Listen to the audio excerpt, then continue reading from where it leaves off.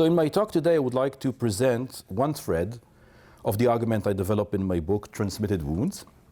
And in the book, in general, I explore the relation between media and trauma, and the way trauma, logic, and technology inform the conception and understanding of trauma and traumatic memory. It includes a number of case studies, from the role of radio broadcasts during the Eichmann trial, to videotape and testimony, television and 9/11, virtual reality and testimony, and virtual therapy for post-trauma. Each of these cases represent different instantiations of the tension that is encapsulated in the book's title. It is the imparting of painful personal experience, which by definition resists imparting. And in the time available to me today, I will be able to touch upon a discussion running through roughly 2 chapters of the book, which concern specifically the media of Holocaust testimony. So let me begin by clarifying how I understand the role of media technology in the context of testimony. The media of testimony, be they audio recording, film, video, or digital media, are more than just carriers of testimony. They are the operational platforms that make the documenting and disseminating of testimonies possible. As such, the media of testimony are not simply conduits of already shaped narratives, but themselves participate in the shaping of narratives. Not simply deliverers of experience, but creating the conditions of possibility for delivering of experience. Media shape that which they convey. And in this sense, can be said to be productive of meaning and experience as much as conductive of meaning and experience. The media of testimony, that is, the technical devices for recording, storing, and dissemination, have a defining role in how testimonies come to be. What I will be focusing on today is the manifestation of traumatic memory in Holocaust testimony.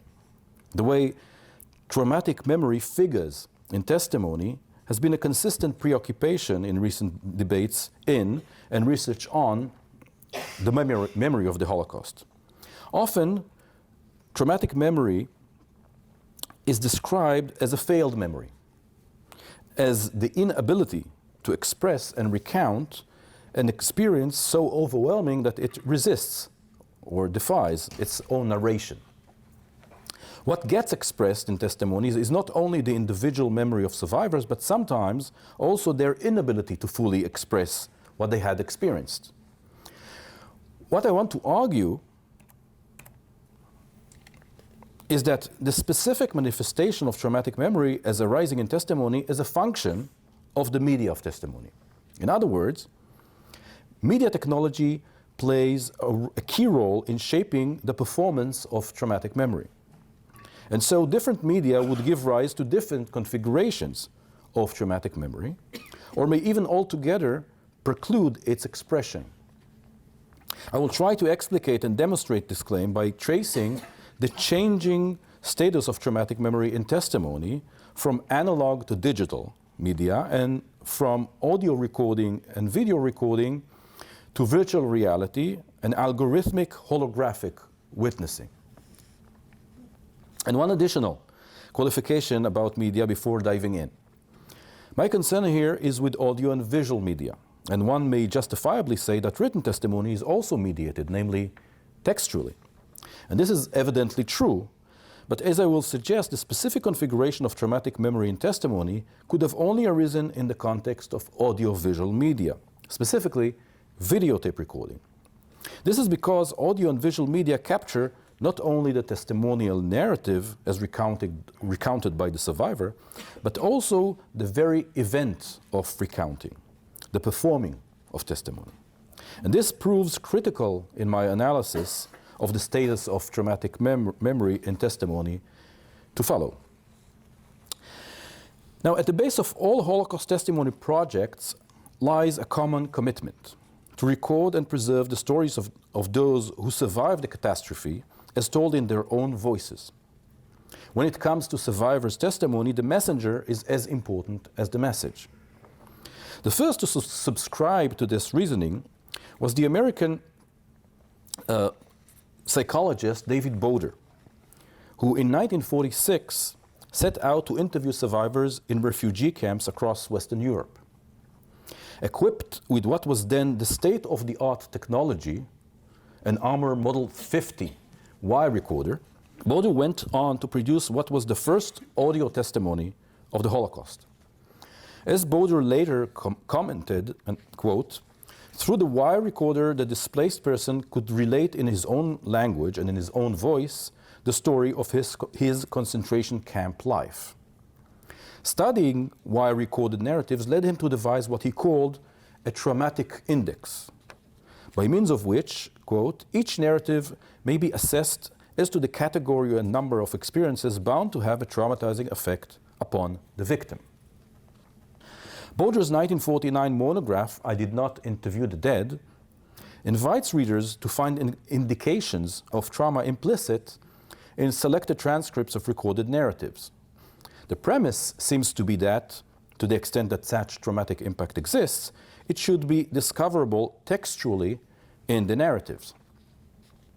Yet the same technology that made Boder's project ingenious was also the reason for its relative obscurity. Wire recording was soon to give way to tape recording, consequently condemning Boder's wire spools to obsolescence and the testimonies they held to near oblivion. The short-lived medium precluded access to the recorded material. To be sure, access was never a concern for Boder, who saw no problem in adducing transcripts as equivalent to recordings. Today, however, we seem to have different expectations of the media of testimony. Preservation is no longer enough.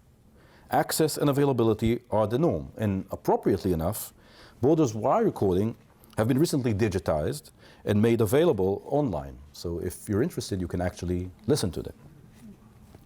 Moreover, testimony is now expected to reach out and address, to touch the audience. No longer only about documentation and preservation, testimony is now increasingly about connection and dialogue. And insofar as traumatic memory is concerned, its impact has become entangled with the performance of bearing witness itself, and especially with performing the inability to fully bear witness. The way we have come to engage with the Holocaust testimonies owes much to the first video archive initiated in the late 1970s around Yale University. And this is not to say that there were no significant intersections of media and testimony before that time. In fact, in the book, I explore at some length the radio broadcasting of the testimonies during the Eichmann trial in 1961. And at the time, radio was the only broadcasting medium in Israel. Television became available only in 1969. And as such, had a tremendous impact on public perception of the Holocaust in Israel, giving voice, literally, to the previously silent, and some would say silenced, survivors and their agonizing memories. Time does not allow me to elaborate more, so let me just say that while a few precedents do exist, I believe that the Yale archive, now known as the Furtnoff Video Archive for Holocaust Testimony, constitutes a paradigm shift insofar as the media of testimony is concerned. It began as a collaboration between Laurel Vlock, a television producer and documentarian, and Dori Lau, the psychoanalyst and child survivor. This combination is already suggestive of the testimony genre they were to produce, a cross between a psychoanalytic session and a television interview. From the outset, the Yale archive was a videotape-based operation. And presumably, the documenting of testimonies could have been undertaken by means of transcription, audio recording, or even film. Videotape technology had two main advantages for a project like the Yale archive. It provided a cheap solution for in-house filming and production, but more importantly, the videotape, unlike film, can be easily pre-configured for television broadcasting.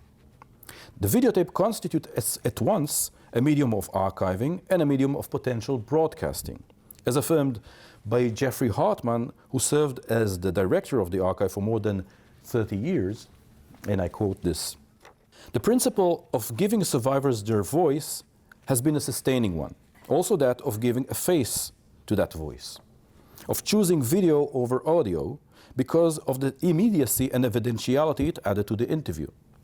The embodiment of the survivors, their gestures and bearing, is part of the testimony.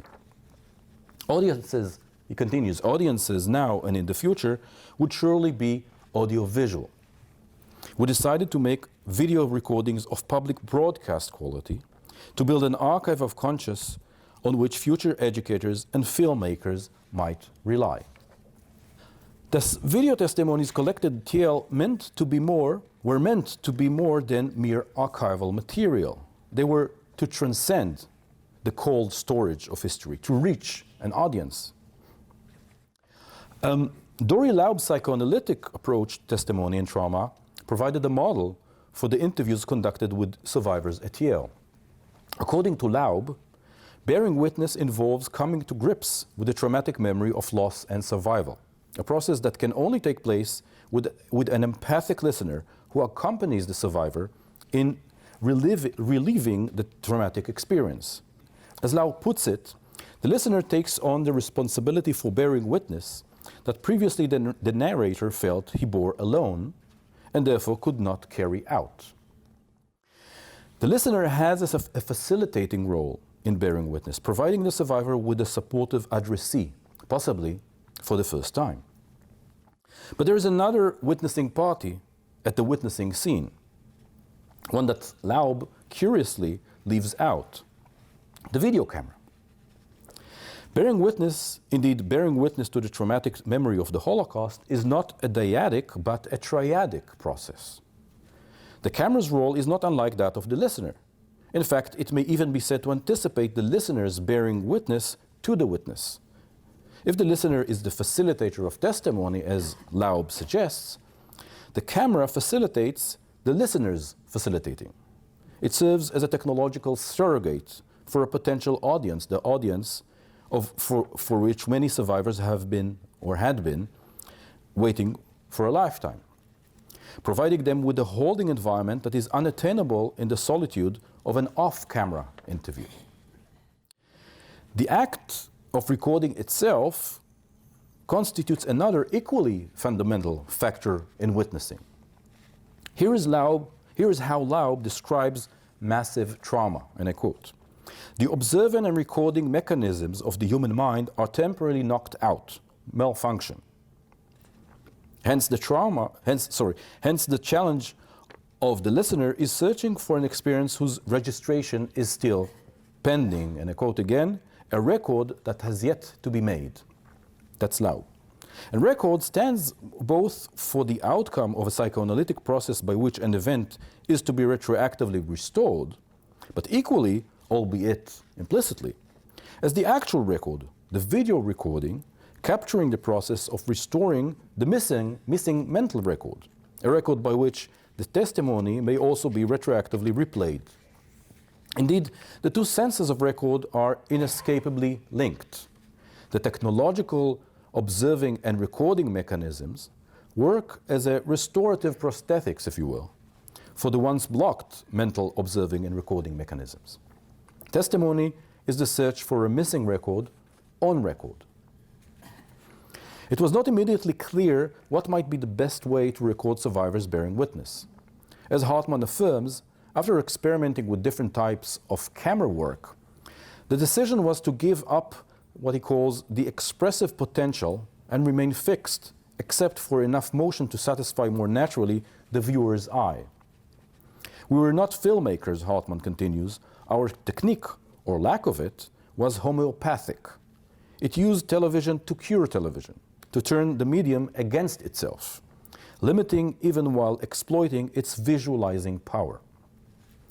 While using television technology, the recording of testimonies was not to be completely televisual. It was rather to make the image an extension of the voice, to act as an audiovisual amplification of the testimonial narrative along with the incidentals of speech, gestures, facial expressions, pauses, silences, all markers of what Hartman calls the survivor's embodied voice. The audiovisual serves to register the performing of testimony, capturing the witnessing body as its ultimate reference. Consider Laub's often cited depiction of a woman recounting her memories of the uprising in Auschwitz. Laub describes her as, and I quote, slight, self-effacing, almost talking in whispers, mostly to herself. But then, a sudden intensity, passion, and color were infused into the narrative. She was fully there. All of a sudden, she said, we saw 4 chimneys going up and flames exploding. Laub then recounts a debate following the screening of this testimony at a conference where attending historians disqualified the testimony, claiming that historically, only 1 chimney had been blown up, not 4.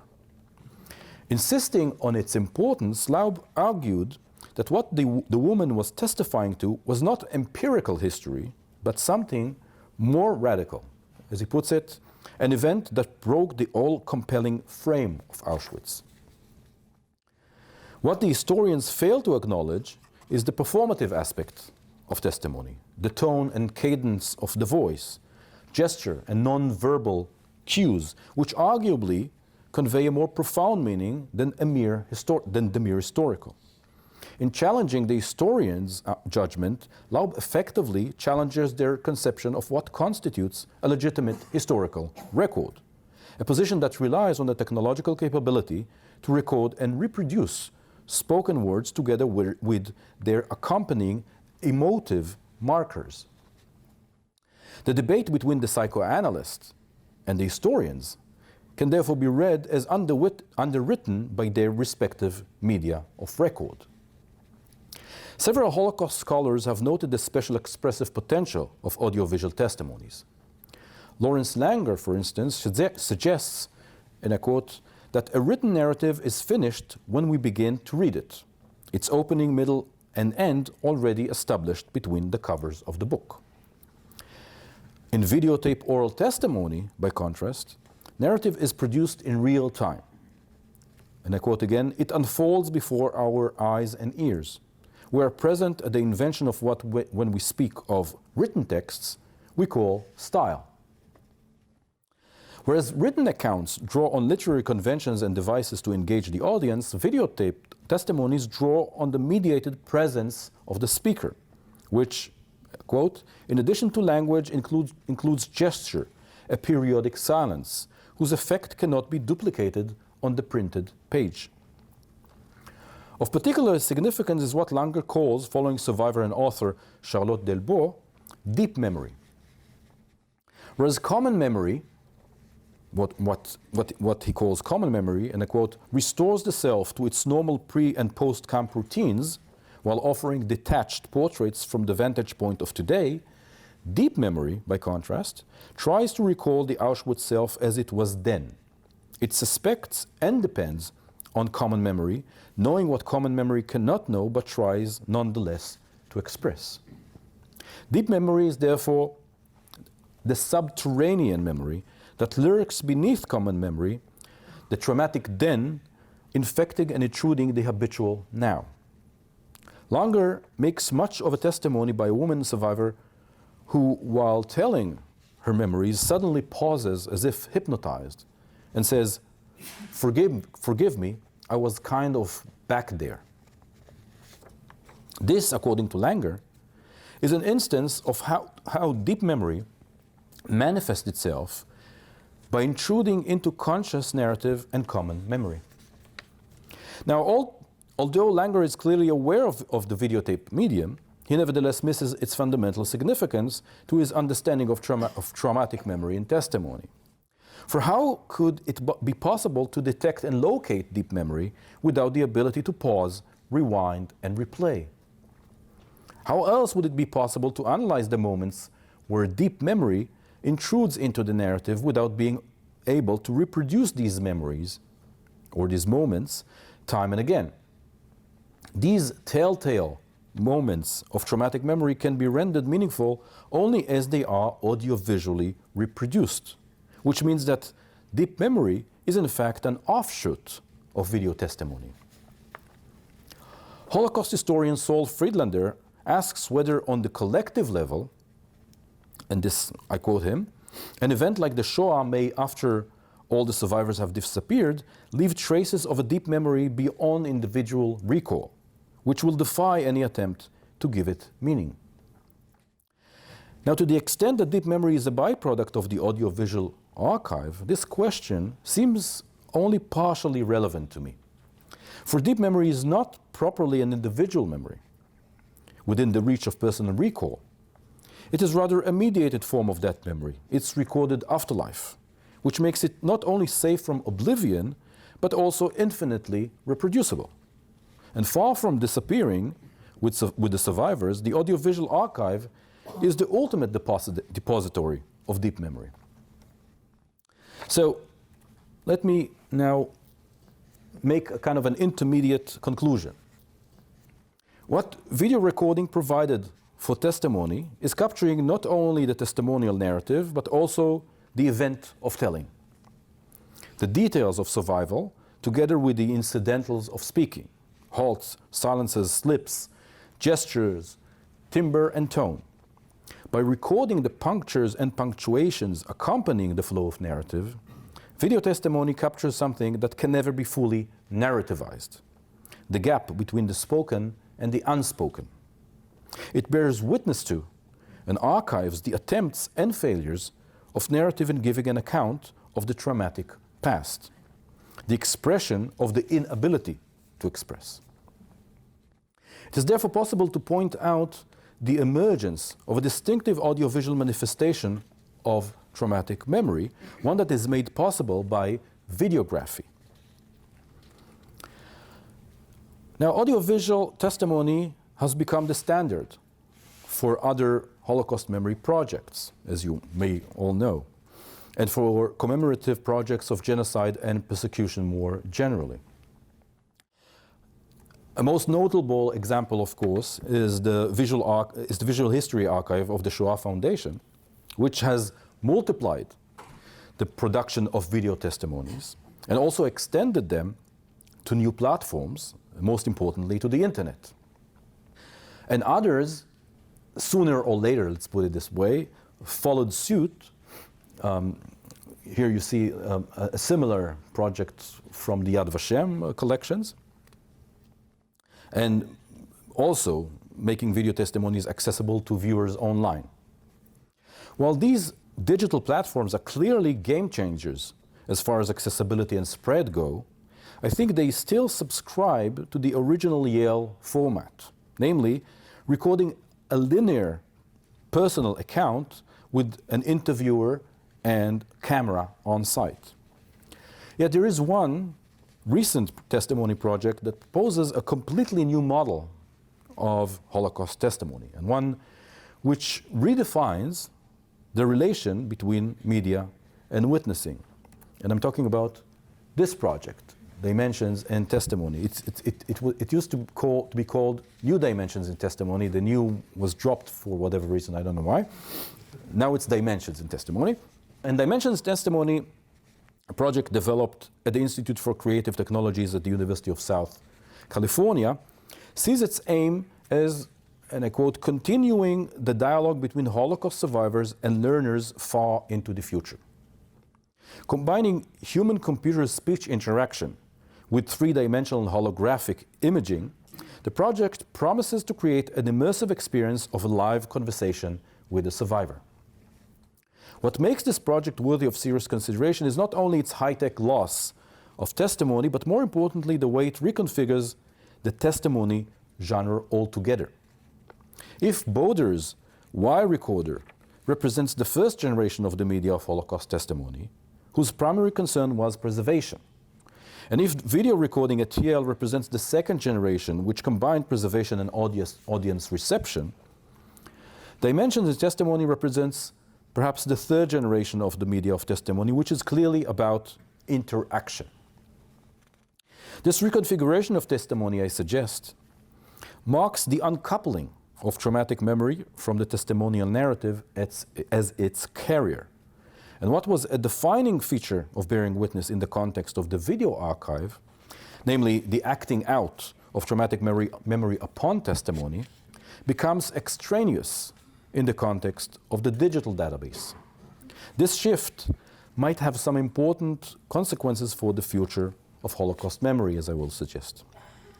Now, some background on dimensions in testimony on this project. The first to partake in the project was Pinchas Gutter, a survivor that you can see here, a survivor of 6 concentration camps, born in Lodz and currently living in Toronto. And to date, about 20 other survivors have been filmed to this project. And Gutter spent 5 days of filmed interviews answering several hundred questions collected from both experts and lay people. His responses were then integrated into a human-computer interface, which consists of 2 main components: speech recognition module and natural language processing module. So this is roughly how it works without being too technical. Not that I understand it too much, but this is basically the idea. When the system receives a question, basically someone would speak out and ask a question into a mic, it converts it into a textual representation, which is then processed by a statistical algorithm that predicts the most likely words to appear in an answer. It then ranks all stored responses according to their closeness to the prediction and selects the most appropriate. Thus, the system must have a representation of the answer's main variables before proceeding to locate the best match. During interviews, Gutter was filmed sitting at the center of a geodesic dome mounted with some 50 or even more high-resolution digital cameras. The system then utilizes multiple projectors to produce a 3-dimensional hologram of the survivor that can adapt to different settings and lighting conditions, as you can see here. And there are different iterations of this project. Some is with an actual hologram, some are on a screen, a big screen, a smaller screen, different types of configuration of the same idea. And designers of Dimensions testimony are well aware of the previous audiovisual projects and are keen to break from that tradition. In their view, earlier employment of technology in testimony was largely about documentation. Their declared goal is to replace the documentary model with a conversational one, based on a simulation of face-to-face dialogue with the survivor. And I would like to make 4 points in order to explicate my claim as to the uncoupling of traumatic memory from testimony and the problems I think this might entail. So the first point I want to make about this new technology and this new project concerns the temporality of testimony. And as said, the Yale archive was the context for the emergence of a distinctive audiovisual manifestation of traumatic memory. This is because video recording captures not only the testimonial narrative, but also the event of telling, and in this sense can be said to be a medium for the performing of trauma upon testimony. The digital basis of virtual testimony, if we want to call it like that, produces an entirely different media temporality of witnessing. All digital processing, be they textual, visual, or audio, is underpinned by microtemporal calculations taking place well below human perception. This is also the case with the algorithm at the core of Dimensions in testimony, determining the most probable outcome to any given question. Gutter testimony, quote-unquote testimony, is based on statistical probability. Its media temporality being microprocessual rather than chronological, non-linear. Since the system already knows all the possible answers before receiving any question, the result is what might be called narrative ex machina. At each runtime, a different stringing of responses depending on the queries presented. If video testimony provides a repository of narrative-bound incidents that are ripe with interpretative possibilities, the virtual testimony is based on discrete semantically pre-classified narrative units that are unsusceptible to real-time irregularities. What is lost, and this is, I think, the important point, is the precariousness of the testimonial narrative, which no longer operates as the carrier of lapses and parapraxis as telltale of traumatic memory. Second point I want to make about this project has to do with presence and absence.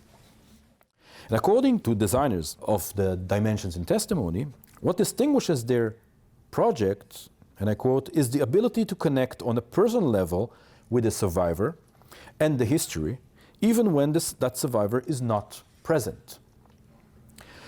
While every kind of technological memorialization is in one way or another about making the absent present, the dimension in testimony version proceeds to take the extra step of denying the absence of that which is made present. Virtual testimony simulates the co-presence of witness and audience, producing just enough suspension of disbelief so as to keep the interaction going. In a promotional clip, dimension and testimony designers expressed the wish, and I quote it here, to break away this frame that puts them, that is survivors, in one place and puts you, that is audience, in another, seeking instead to put both in the same place, which is where all great storytelling can happen. What this expulsion of the frame, the iconic metaphor for the screen, which supposedly separates witness and audience as misses, of course, is that the frame does not simply separate, but also connects. Indeed, it connects because it also separates.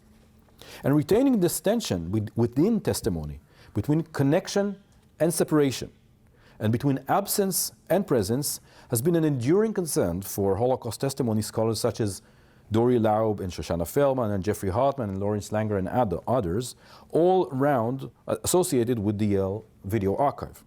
What they all emphasize in different ways is the importance of upholding the incommunicable and inarticulate aspect of testimony, as these corroborate the impossibility of full reception and the irrecusable gap between survivors' experiences and those of their audiences. Dimension in testimony seems to operate under the opposite assumption, namely that absence and separation are technologically resolvable predicaments. Third point, I call it from witness to witnessee, a new word, I guess. Dimension in testimony can be placed within a broader context of contemporary Holocaust memory projects, which put the emphasis on the side of the recipients. Memory studies scholars have already noted the role of media technologies in producing new experiential dimensions for remembering publics and individuals. And when it comes to testimony, however, there seems to be a trend encompassing a range of digital media platforms of involving recipients in the very production and reproduction of testimony. Such platforms typically consist of user-centered design, which shifts the emphasis from the witness as the deliverer of testimony to what might be called the witnessee, the digitally enabled participatory recipient. Thus, for example, I have a couple of examples here. A mobile application under development offers to deliver audiovisual testimonies related to the location of the user. So, let's say when visiting Auschwitz-Birkenau, relevant camp survivors' testimonies can be played automatically based on the visitor's GPS position. This would be played through a cellular phone, for instance. And another project is an augmented reality project at Bergen-Belsen, I think it's already operational, which utilizes tablets to simulate for visitors camp buildings that no longer exist. So you would raise the tablet, it would show you where buildings and other structures used to be. And another example is a 2013 campaign, you can see it on the left here, called People Not Numbers, for raising Holocaust awareness among Israeli adolescents, which involved distributing removable tattoos coupled with postcards displaying a QR code that, when scanned by a mobile device, links to an audio-visual testimony by a survivor marked with the same tattoo. And the most, I guess, recent example is a virtual reality tour, which we can see a short clip. The whole thing, I guess, is about 20 minutes, and it features, again, Pinchas Gutter, the first one to be filmed for the hologram. I come back to Majdanek, to this camp, to convey the truth of what actually happened. This place, this camp, was a place of torture. I think that you have to confront pain to be able to heal it. Unless you have somebody that can say, I was here, I saw this was done to me, I don't think people would accept it as the gospel truth. So the way that works is you would wear virtual reality goggles and would virtually follow a survivor walking around the camp and would be able to look around and feel as if being there. So these are different examples of what I think is happening in the shift of the emphasis. All these examples, in all these examples, I think, technology invites users to assert their own presence themselves as a way to invoke and perhaps compensate for the increasing disappearance of survivors. The Dimensions in Testimony project takes this trend even further by completely customizing testimony to fit the recipient's context, from conversation topics all through lighting conditions. In this new arrangement of technology and embodiment, what is being forefronted is the intervention of those observing rather than the interpolation of those depicted. It is as though the embodiment of the witnessee comes to replace that of the witness, and with it, the removal of the mediation of traumatic memory. Fourth and last point on this, digitizing traumatic memory. So here's a speculative question. The processing of testimony into database invites the following speculation. What if the audiovisual markers of traumatic memory, those that came out of the videotape, the slips, the silences, the gaps, and all those things, could somehow be coded by an algorithm? Would that serve to recreate the traumatic dimensions of testimony under digitization?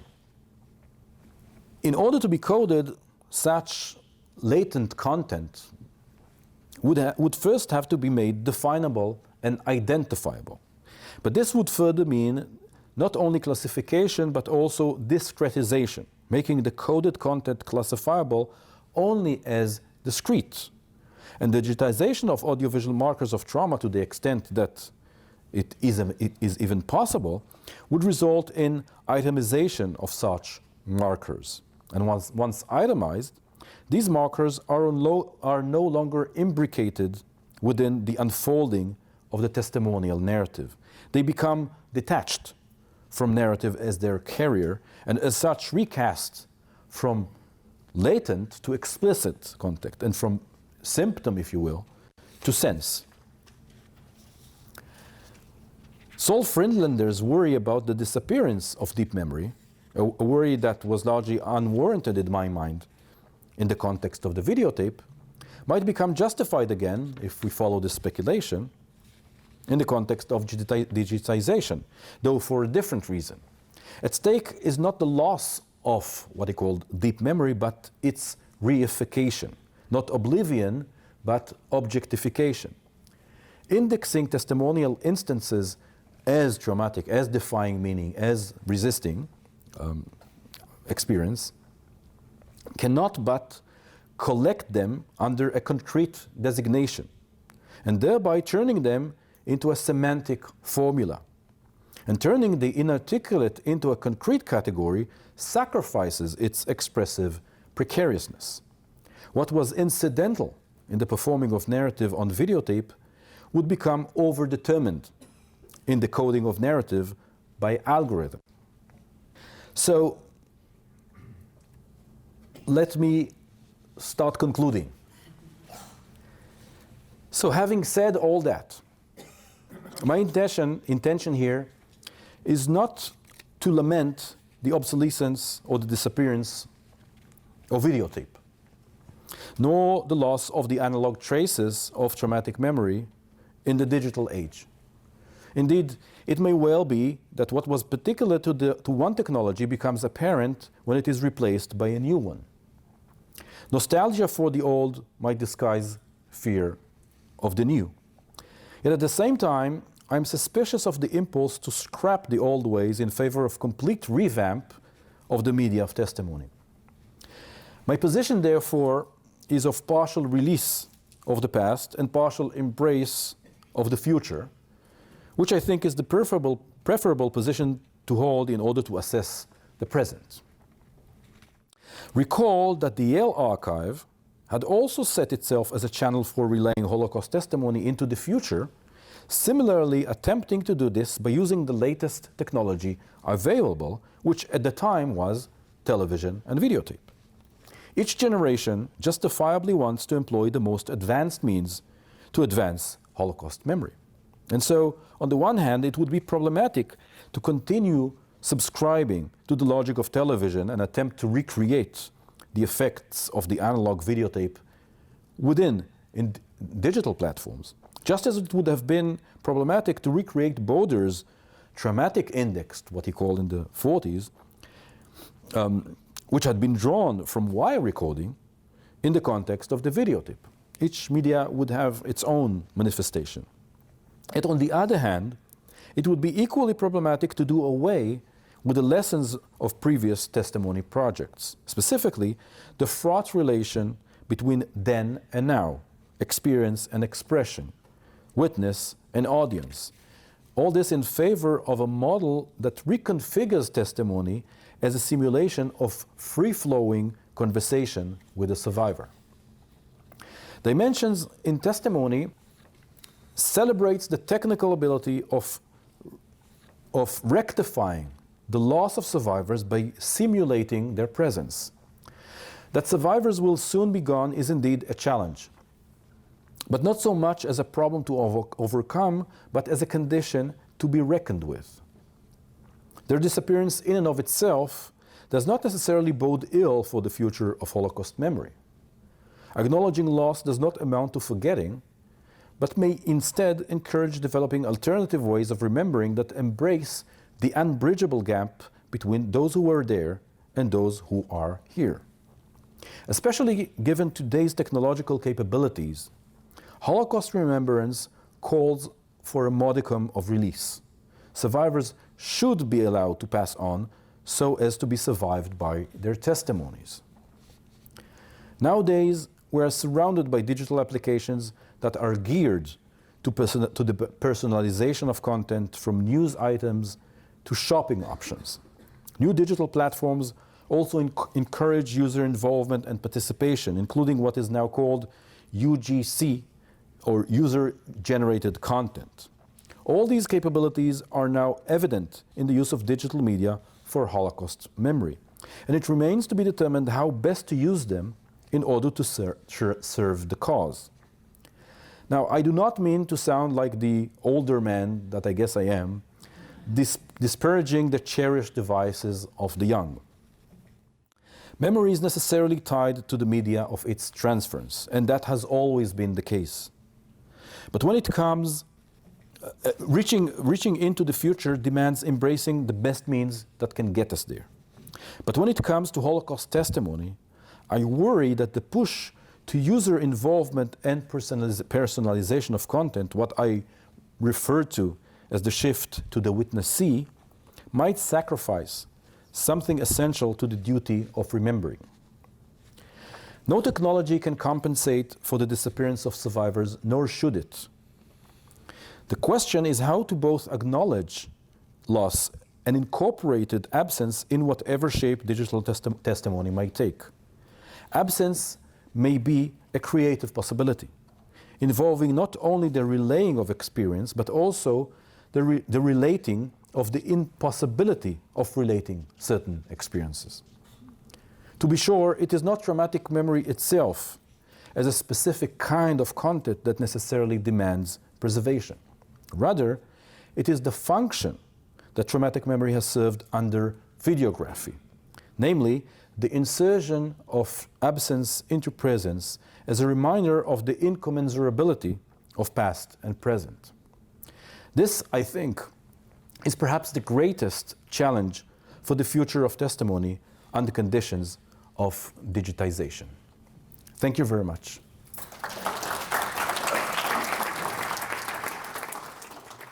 Thank you. That was extremely illuminating. I have some subversive questions for you. Sure. And I'll just go to them. So the first one has to do with what is the purpose of remembering the Holocaust? Is it to defeat Holocaust deniers? Is it a Jewish act of preserving a unique Jewish suffering? Clearly the aim to help the survivor, as you talked about in the psychoanalytic, is going to be out of the question in the future.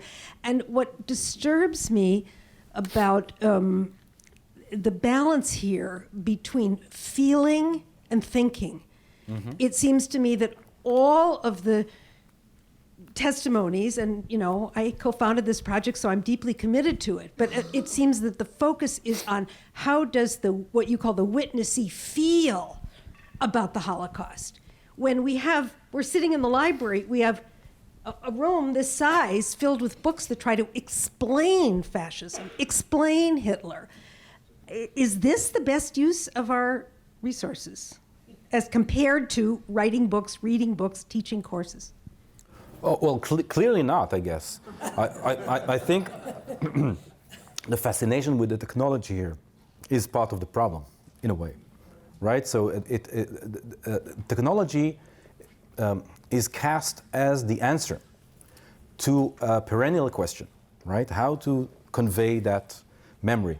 And I think we haven't done enough in, even in studying and getting what we can from the actual traditional testimonies. There are hundreds, well, I guess tens of thousands of recorded either audio or videotape testimonies, of which only a fraction has been studied or acknowledged. And I think there's a lot to be done, even with the old material, before we try to kind of configure a new way of doing it. And I completely agree that it puts the emphasis on how you feel, or I guess the way they would put it, it would be the experience. So it's an experiential process rather than an intellectual or cognitive one, right? The fascination with the ability to ask any question that you would like and then get an answer, which of course most, I guess, kids would try to mess with the system, right? Ask, so what is the weather today? So they would have specific answers to try to deal with that, right? So the hologram would say, well, I don't have an answer for that, or let's keep to the topic or whatever. Anyway, the point here, I think, it's an incredibly sophisticated technologically project. But I think it's wrong-headed. I think it puts the emphasis in the wrong direction. Putting the focus on how the recipient, the user, feels and experiences a live conversation. It's all about what interests me. Certainly, we can't get the big questions that you refer to there. Everything you have here is telling the story from the victim's side, from the survivor's side. Is there any work being done on capturing testimony and experience of the perpetrators, the Sonderkommandos, the Einsatzgruppen, and maybe even more difficult than that were the the Jewish collaborators, the one that formed the police forces and pushed Jews into the trains that took them to Auschwitz. So is anything being done to get a sense of these people, why they did what they did? Was it compulsion? Their family would be taken away if they didn't cooperate? You know, what's the story on the opposite side of the Well, coin? this is a very good question, and I don't know if I have the whole answer, but it's a complicated one for sure, because for a long time there was resistance, I think a justified one, not to put survivors and perpetrators on the same level and take testimonies in the same way from both. That would be kind of, counterproductive in terms of like justifying ethically the cause. There were some instances in which most people would not be willing to interview to begin with, right? So that's not something that you would be, even if you were part of it, you would not be willing to partake in it. So I don't know of any project that is using it, but there is one recent case which is kind of interesting that uses virtual reality in a recent court case. I think it was in Germany, where there was, I think he was a god. I can't remember which camp that was. Probably, yes. And he denied the fact that he didn't deny the fact that he was there, but he denied his ability to be able to see from where he was posted, from his position, to see what was going on in the barracks and in the camp. So it was really a question of if he was there, but he was not a witness to what was going on. So they built a whole virtual reality environment to prove that from where he stood, he could definitely see what was going on, right? So I guess the biggest challenge with this type of testimony is that it would not even take place. Most people would not be able, or they would not want to be interviewed. I've never heard of the hologram process, so I'm still spinning with that. But I'm wondering, when we talk about how you are separate from, and how the video or the hologram creates the breaking of the frame, I'm wondering then what place might actors have when we talk about taking these stories and these transcripts, and then when we captivate, what is more captivating than a live body? So especially performance within museum spaces or these different contexts, where maybe is your opinion that the live actor who could potentially interact? I know that there's a number of children's museums throughout the country that have these programs, and so while we keep moving toward this, the media, the digital, at the same time, I think that we're just going to end up back to the real. Could be.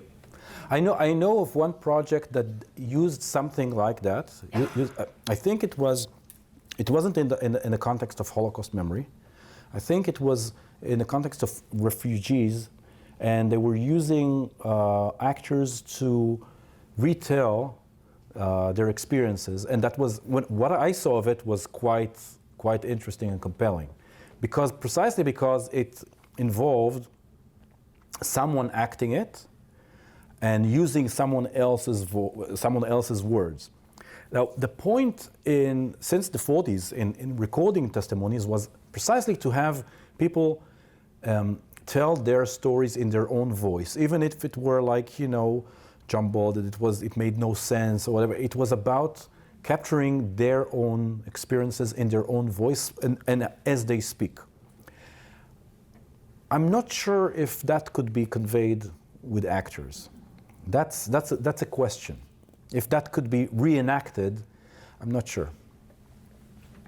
This is all fascinating, and all I keep thinking with the presentation is, when you look at the Holocaust deniers kept saying this is all made up. Is there a danger with the use of this technology? The Holocaust deniers say, see, they just all made it up. It's all, they put it in the computer, they photoshopped it, and then look, it was never real. So the thing with deniers is that they will always say, I mean, they'll find what to say that that would deny it, and it was before, and it would still be. Personally, I think the best way to deal with that is just to ignore it, because if you engage in a kind of debate and conversation, you only feed into the denying kind of argument. It's manufactured. This testimony is manufactured, certainly. It's not a story that someone told and then was cut up into pieces and then reprocessed. Not even that. It's just single answers and single questions that now are being put into the computer, and the computer finds the best match to the questions that you would ask. So you would come up and ask, well, how was it to have no food? And it would pick up a question that is closest to what you, right? Someone else would ask, were you hungry? And it would come up with the same answer. Someone else would say, what do you remember mostly from the ghetto? And it would come up with the same thing. So it means that every time you would ask, someone would come up and ask questions, it would come up with a different narrative, as it were. So there's no real testimony there. It's just different segments that come up together. Now, if that would be helpful to deniers or not, I'm not sure. I'm sure they will be able to deal with everything that comes up and find ways to deny. I'm not so much concerned about that. I don't think that this technology at least, works either way in that respect. Please join me to thank Professor Amit Pinchevski for a wonderful lecture. Thank you.